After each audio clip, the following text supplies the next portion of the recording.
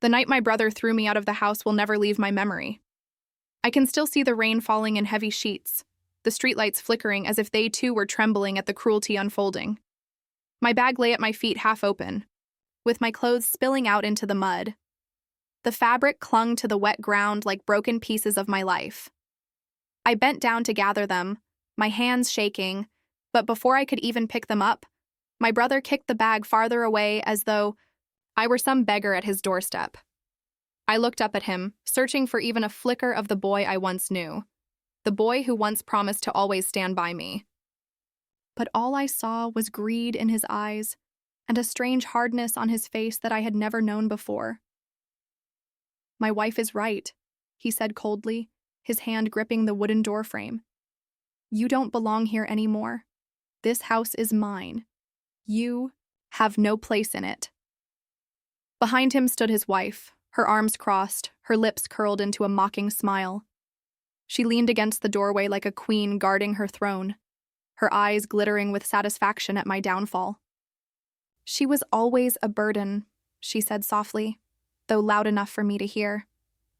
"Now the burden is gone."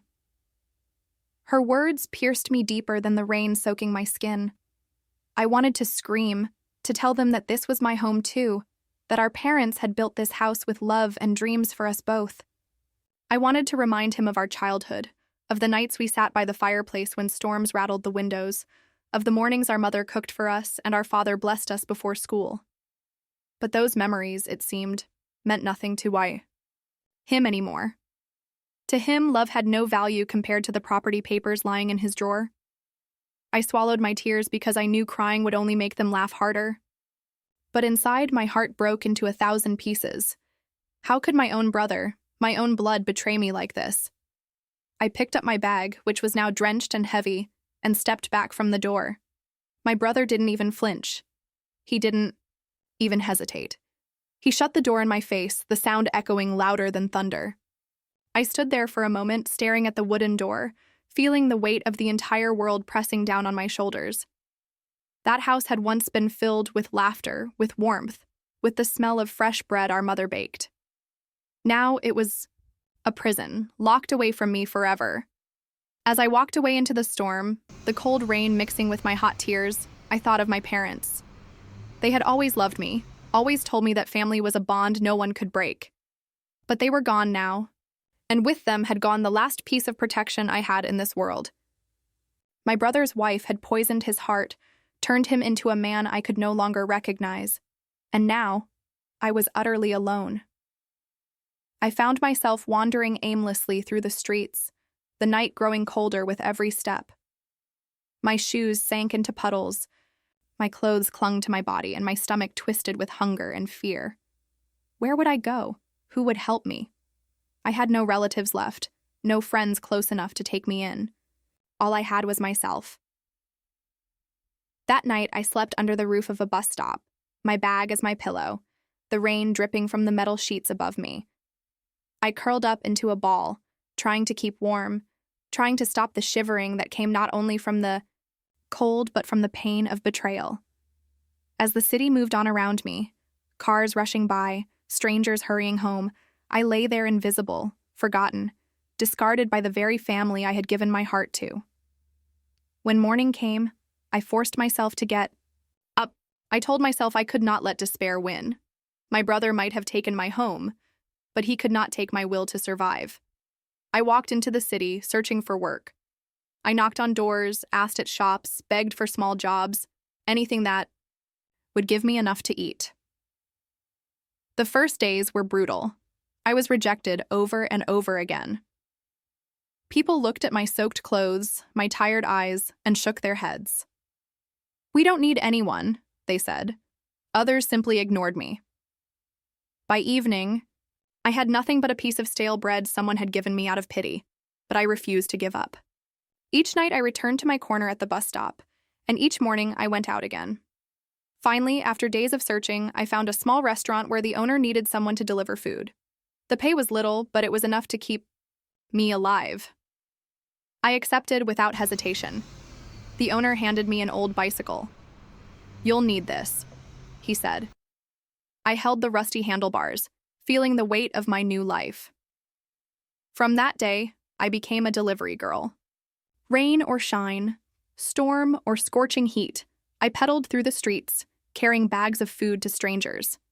The bicycle became my only companion, the wheels spinning through my exhaustion and pain. It wasn't easy. Sometimes the rain would pour, so hard I could barely see the road, yet I kept going. Sometimes my body ached so much I wanted to collapse, but I pushed myself forward. Because every delivery meant a few coins in my pocket, and those coins meant survival. At night, when I finally returned to my corner, I would sit and count the money. It wasn't much, but it was mine. And every coin reminded me that though my brother had betrayed me, he had not destroyed me. I was still standing. I was still fighting. Still, there were nights when the pain was too much. I would sit in the darkness and whisper to my parents, "Why did you leave me so soon? Why didn't you protect me from him?" The silence answered back, and I would cry silently into my hands. But slowly, very slowly, the pain began to transform into something else, into determination, into resolve. I told myself that one day I would rise above this. One day I would no longer be the sister thrown out into the rain. One day I would have a home again. Not just a house. A real home filled with love. One that no one could ever take from me. And in that promise to myself, I found strength. It all was during those nights, under the flickering light of the bus stop, that I made a vow. I would take revenge, not through anger or violence, but by living better, by succeeding, by proving that their cruelty could not destroy me. What I didn't know then was that fate was listening, that the wheel of time was already turning, that while my brother and his wife sat smugly in the house that wasn't truly theirs, their greed would one day eat them alive. And when that day came, I would be there to witness it. But that part of the story came later. For now, all I had was a bicycle, a broken heart, and a promise to myself. And that promise became the fire that kept me alive. When you are thrown out of your own home, the streets stop being just streets. They turn into battlefields. Every corner is an obstacle. Every face is a stranger's judgment. Every step is heavier than the last. For me, those first years were nothing but a fight, not against anyone else, but against the darkness that tried to consume me from within. The little job at the restaurant kept me alive, but survival was never easy. Each morning I would rise. Before the sun, my body stiff from sleeping on concrete benches, and I would wash my face in public taps just to look a little less broken. The restaurant owner, a man with graying hair and tired eyes, didn't ask me about my past. He simply handed me bags of food and pointed me toward addresses. Perhaps he saw in me a soul too fragile to be questioned, or perhaps he simply didn't care. Either way, his silence was mercy. My bicycle became my lifeline. It rattled and groaned with every pedal, but it carried me through rain-soaked alleys, across bustling marketplaces, up steep hills where my legs burned and my lungs screamed for air. And always, I kept going. Because if I stopped, even for a moment, I feared I would collapse completely. I remember one particular night when the sky split open with thunder and the rain came down like arrows. I had 3 deliveries to make. My clothes were drenched, the bags of food grew heavier with every drop, and the wind pushed against me as if it wanted me to surrender. My shoes squelched with water, my fingers were numb, and yet I pedaled through the storm.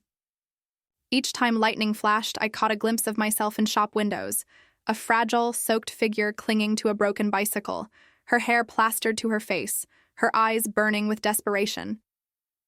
When I reached the last house, shivering and breathless, I rang the bell. A man opened the door, took the food, and without even looking at me, slammed it shut. Not a thank you, not a single word, just the sound of bolts locking me out once more. I stood there on the porch, the rain still pelting down, and for a moment I wanted to scream into the night. Why is the world so cruel? Why am I invisible? But instead I whispered to myself, "Keep going, Avery. One more day. One more step." It became my mantra. One more day. One more step. Days turned into weeks, weeks into months. The cycle was the same. Wake, work, sleep, survive. There were times I had to go without food so I could save enough money for rent when I finally found a tiny room to stay in. The room was no bigger than a closet with peeling paint and a single window that barely let in light. But to me, it was a palace. For the first time since being thrown out, I had a door I could close, walls to protect me from the cold, and a floor that wasn't made of stone benches. Still, loneliness gnawed at me. At night, when I lay on the thin mattress, the silence pressed heavily on my chest. I would remember the warmth of my parents, the sound of my mother's laughter, the protective hand of my father on my shoulder. And I would remember my brother's face, twisted with greed, hardened with betrayal. Sometimes, anger burned so hot in me that I couldn't sleep. Other times, sorrow hollowed me out until I felt like nothing but a shadow. But every morning, I got up again, because something inside me refused to die. Over the years, I worked more than just delivery jobs. I scrubbed floors in shops, washed dishes in hotels, carried boxes in warehouses. My hands grew rough, my body stronger. I earned little, but I saved every coin I could. Slowly, I began to learn the rhythm of survival, how to budget my meals, how to patch up torn clothes, how to keep my bicycle running even when its chain broke in the middle of the road. The people around me barely noticed me. To them, I was just another tired worker among thousands, but to myself, I was more. I was a survivor. One winter stands out vividly in my memory. The cold was sharper that year, the kind that cuts through every layer of clothing and leaves your bones aching. Deliveries became torture, with icy winds biting into my skin as I pedaled.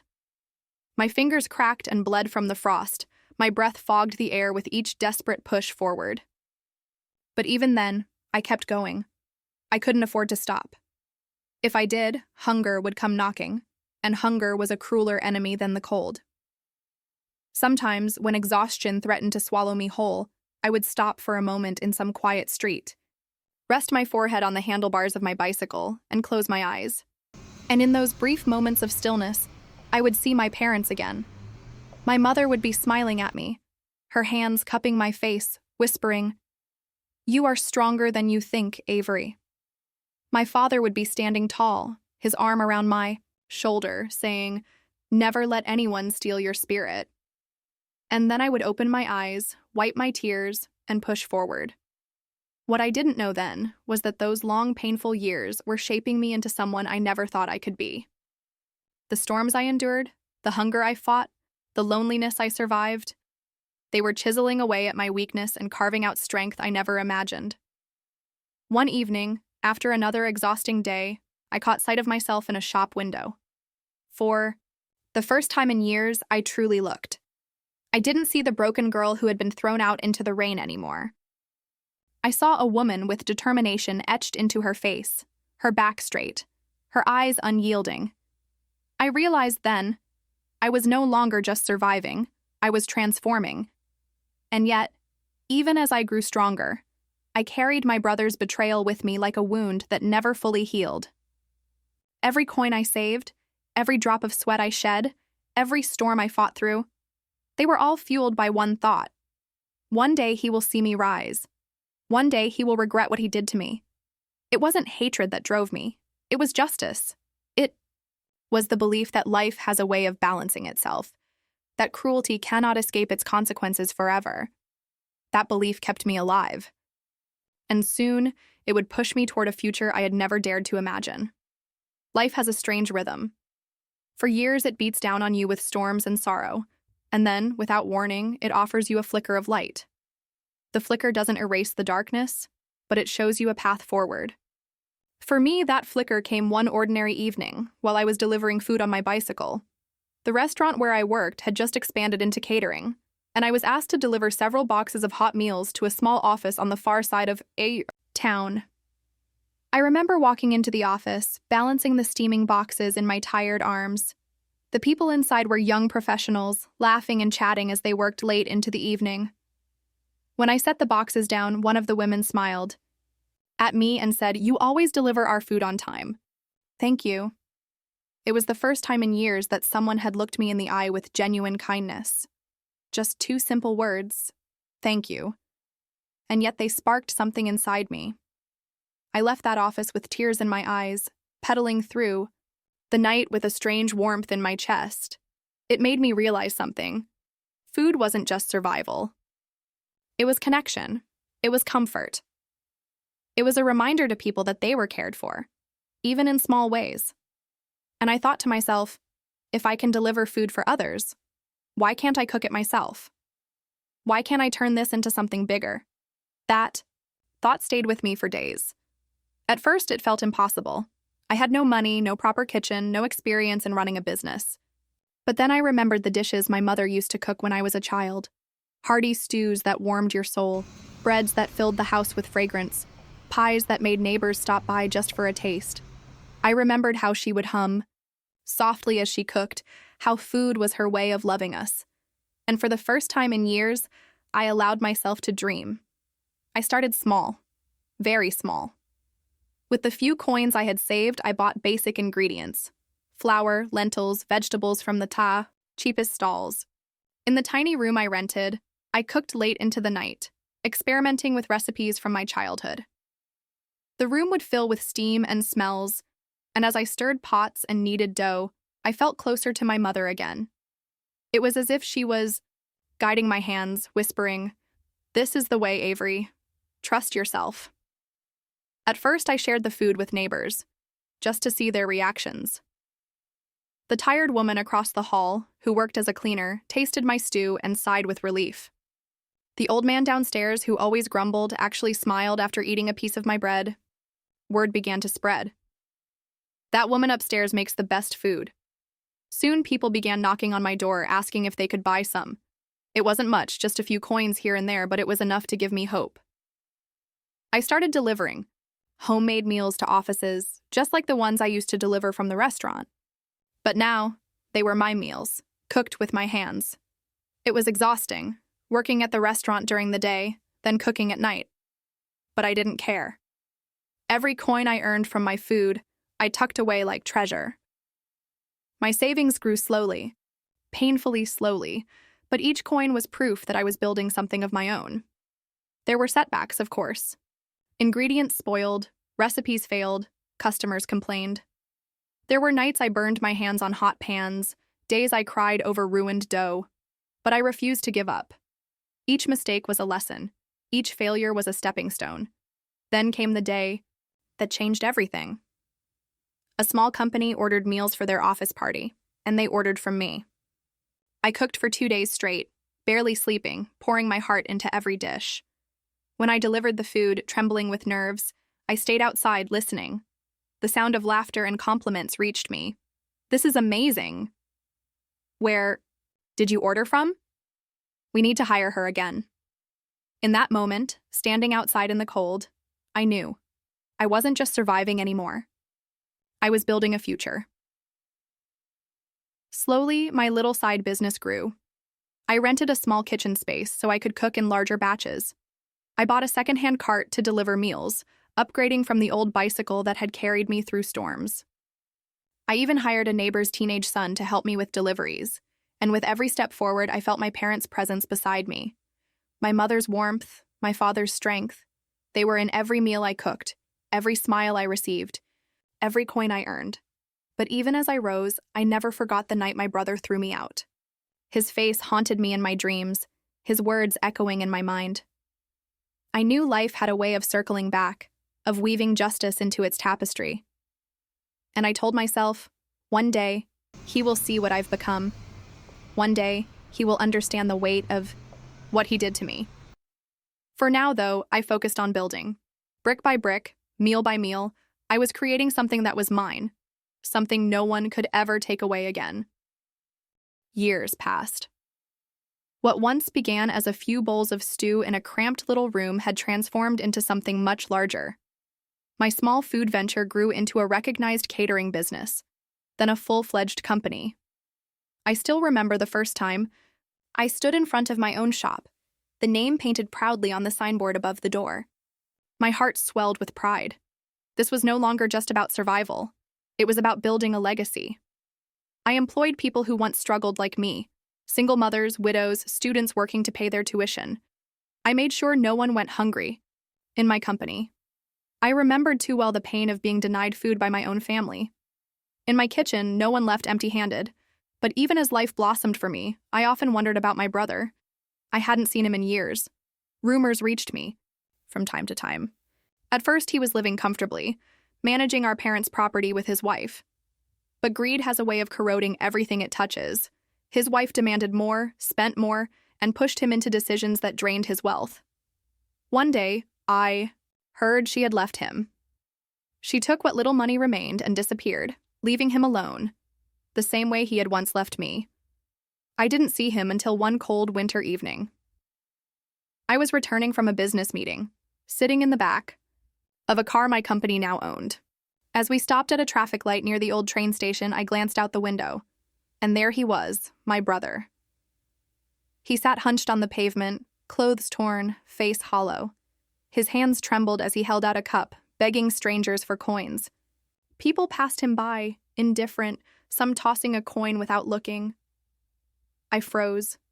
The man who once stood tall, who threw my bags onto the street, who sneered at me and told me I had no place in our home, was now begging for scraps. The sight hit me harder than I expected.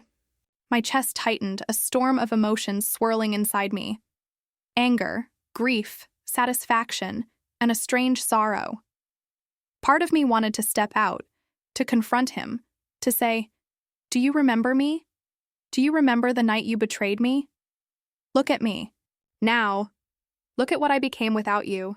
But another part of me whispered, "This is your revenge, Avery. You don't need words. Life itself has delivered justice." The car moved forward, leaving him behind in the shadows of the station. I sat silently, staring out the window, my reflection merging with the city lights. I thought of my parents, how kind they were, how much they loved both of us. If they could see what had become of their children, they would weep. But they would also see my strength, my survival, my resilience. And maybe, just maybe, they would be proud. That night, as I lay in bed, I realized something important. Revenge wasn't always about striking back. Sometimes revenge was simply living well, rising above the pain, and becoming everything they thought you couldn't be. My brother lost everything to greed. I gained everything through perseverance. That was justice enough.